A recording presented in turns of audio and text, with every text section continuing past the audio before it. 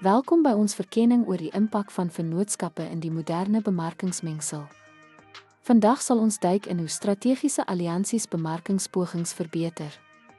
Hierdie leeruitkoms fokus op die verduideliking van die deurslaggewende rol wat vennootskappe speel binne die bemarkingsmengsel, saam met tradisionele komponente soos die 4P's en 7P's.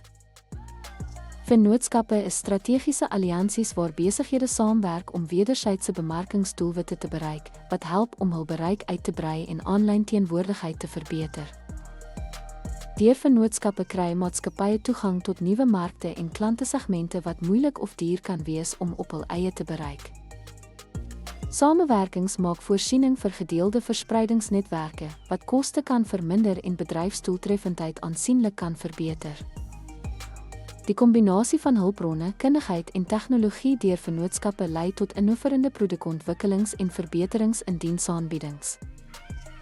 Medehandelsmerk en samewerking aan bemarkingsveldtogte is fundamentele aspekte van vennootskappe, wat beide sigbaarheid en geloofwaardigheid bevorder. Beïnvloedersamewerkings en geaffilieerde bemarking speel 'n deurslaggewende rol in die versterking van promosiepogings deur gebruik te maak van gevestigde volgelingebasisse.